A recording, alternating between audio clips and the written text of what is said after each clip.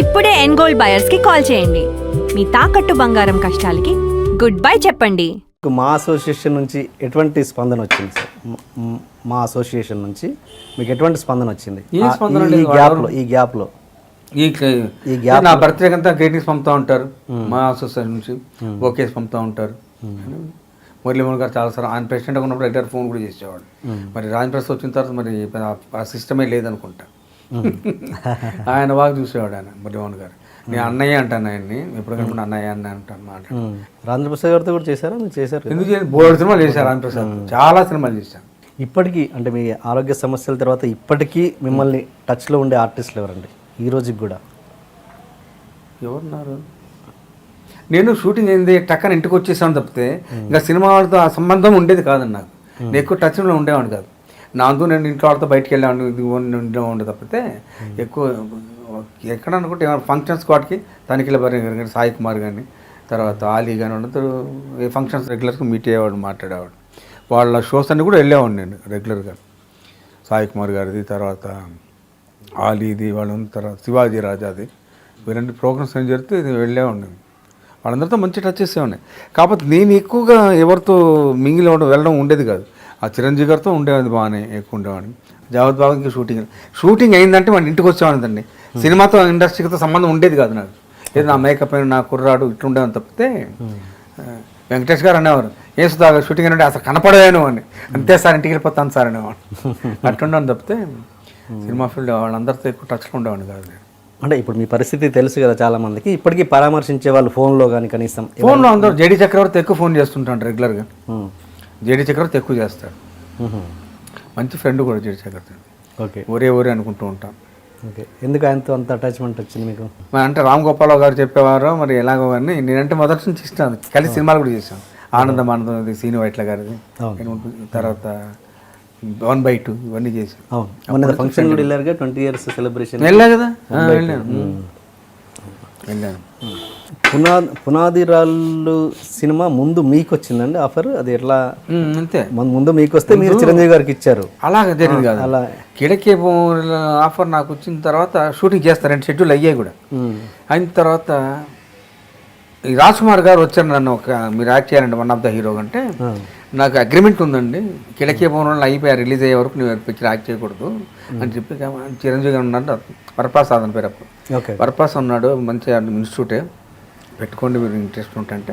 మరి చిరంజీవితో వాడు మాట్లాడి అతను పెట్టుకోవడం జరిగింది. నా వల్ల వచ్చింది అనుకోవడం ఇదో, ఆయన లక్ బాగుంది, నేను చేయడం కుదరకు ఆయన చేశాడు తప్పితే నా వల్లే ఆయన సినిమా వచ్చిందని చెప్పడం అవుతుంది. అదే మీ వల్ల వచ్చిందని కాదు, మీరు అక్కడ చేయకపోయేసరికి చిరంజీవి గారికి వచ్చింది. అంతే అది కరెక్ట్, అంతవరకు కరెక్ట్. ఎమ్మడికి మొగుడు లాంటి సినిమా మీరు ప్రొడ్యూసర్గా దానికి? ప్రొడ్యూసర్ నేను, హరిప్రసాద్ అంత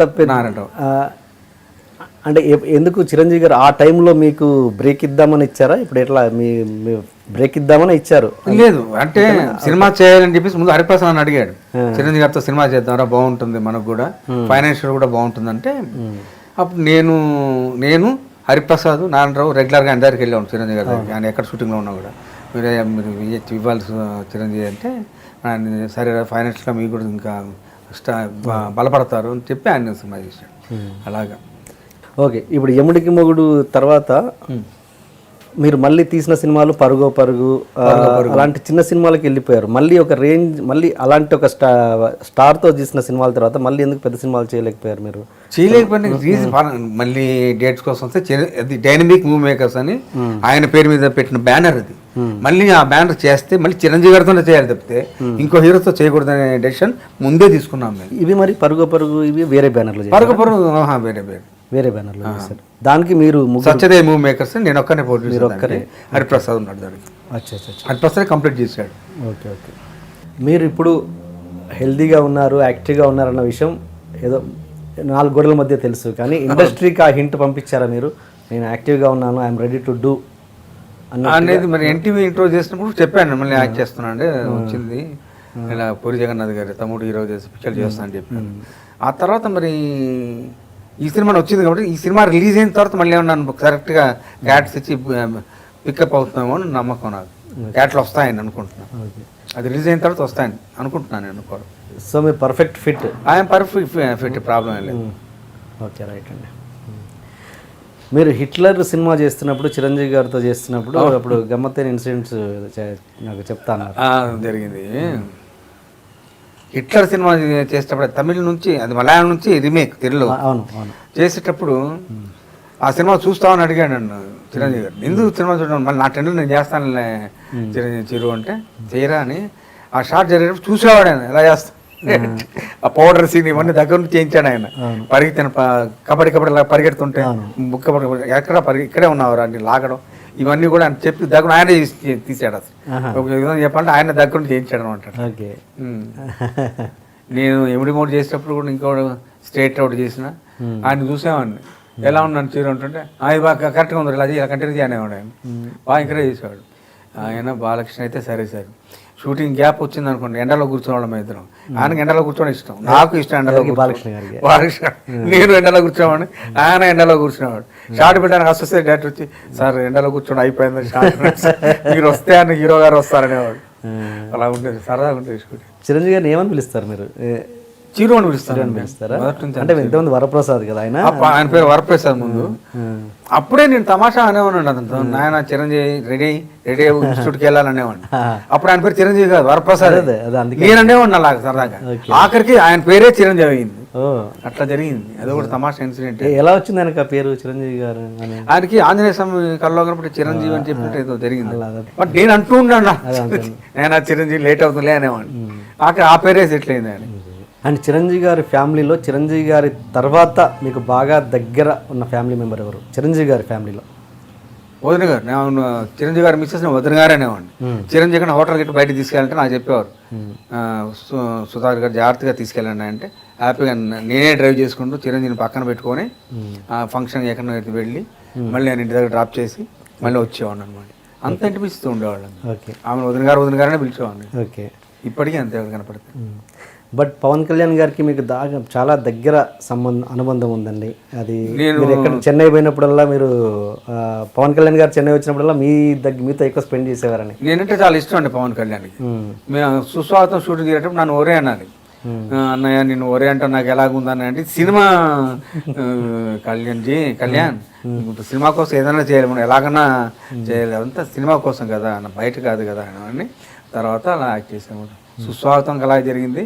ఇంకో పిక్చర్ ఏదైతే గోకులంలో సీత, దానికి అలాగే జరిగింది అనమాట. పైగా నా కొడుకు పవన్ కళ్యాణ్ ఫ్యాన్. మొన్న బాడు గారు షూటింగ్ వెళ్ళేటప్పుడు, వైజాగ్ మీద వెళ్ళేటప్పుడు ఎయిర్పోర్ట్లో కలిశాడు ఆయన పవన్ కళ్యాణ్. ఏంటంటే నేను షూటింగ్ చేస్తాను, మళ్ళీ షూటింగ్ చేస్తాను అన్నయ్య, చాలా సంతోషం. ఏ సినిమా అని అడిగితే ఇట్లా వాడు నేను కాదని ఇలా జరుగుతుంది షూటింగ్ అంటే చాలా హ్యాపీ ఫీల్ అయ్యాడు అనమాట. మా అబ్బాయి అప్పుడు టికెట్ లోపలికి వెళ్ళాడు, పవన్ కళ్యాణ్ బాంబేలో ఏదో షూటింగ్ అర్జెంట్గా వెళ్ళాలని చెప్పి బయలుదేరి వెళ్ళిపోయాడు అనమాట. వాడైతే మా వాడైతే, అయ్యో డాడీ నేను చూస్తాను కదా అంటే, ఒకసారి ఇంటికి వెళ్తాం లేరా తీసుకెళ్తారని చెప్పాను. అతనంటే నాకు అంత ఇష్టం, ఇంట్లో అందరికి ఇష్టం. హెల్త్ పరంగా మీకు సమస్యలు వచ్చినప్పుడు కూడా చాలా దగ్గర ఉండి ఇచ్చేసారని విన్నాను. నిజమేనా? ఆయన కూడా మీకు వచ్చి బాగా నన్ను పలకరించడం. చిరంజీవి గారు మిస్సెస్ ఇద్దరు వచ్చారు, కళ్యాణ్ మరి రాలేదు. మరి పవన్ కళ్యాణ్ గారు మళ్ళీ ఎప్పుడు, మరి మీరు ఈ రికవర్ అయిన తర్వాత మళ్ళీ ఇప్పుడు ఆఫర్ చేయలేదండి? ఖుషి తర్వాత చేశాక సినిమాలు. ఖుషి తర్వాత ఎప్పుడు చేస్తారు మీరు? అదేగా గోకులం ఖుషి తర్వాత కదా. గోకులం బిగినింగ్ సార్, గోకులం అది ముందంటారా? అవునా, ఖుషి తర్వాత లాస్ట్. మరి ఖుషి తర్వాత చేయనట్టే లెక్క. చేయలేదు. చెప్పాను సినిమా వస్తే చేసేవాడిని తప్పితే ప్రత్యేకంగా ఎవరిని అడగడం, ఫోన్ చేయడం, వేషం అడగడం ఆ క్యారెక్టర్ కాదు నాది. అలాగే ఉండేవాడు. చిరంజీవి గారి ఇంట్లో జరిగిన మ్యారేజెస్కి అటెండ్ అయ్యారా? ఈ మధ్యలో మరి అడగలేదు, రాలేదు. వాళ్ళ ఇంట్లో జరిగిన ఫంక్షన్ లేదు, ఈ మధ్యలో లేదు. ఇన్విటేషన్ వచ్చిందా సార్? ఇన్విటేషన్ వచ్చాడు, నేను వెళ్ళాలి, జరగలేదు. అండ్ మీరు చిరంజీవి గారు ప్రజారాజ్యం పార్టీ పెట్టినప్పుడు మీరు కాంగ్రెస్లో జాయిన్ అయ్యారు. అప్పుడు నేను ఆ పార్టీగా మొదటి మా నాన్న కాంగ్రెస్, నాకు ఆయన రాజశేఖర రెడ్డి గారి పాలసీస్ ఇష్టం, అందుగురించి మెంబర్షిప్ తీసుకున్నాను నేను. అందుగురించి టూర్కి అంతా కూడా వెళ్ళాను, నేను క్యాన్వసింగ్ కూడా వెళ్ళాను రెగ్యులర్గా. అప్పుడు ఆయన నుంచి ఏం కాల్ రాలేదు మీకు చిరంజీవి గారి గురించి? నాకు ఫోన్ చేయలేదు, నేను దాని గురించి మాట్లాడలేదు, ఎవరు అడగలేదు దాని గురించి. మరి నేను TV5 కూడా వర్క్ చేశాను అప్పుడు. TV5 మరి ఆయన తెలుగుదేశం, ఆయన ఎవరైనా నాయుడు గారు TV5 వర్క్ చేశాను యాంకర్ గారు.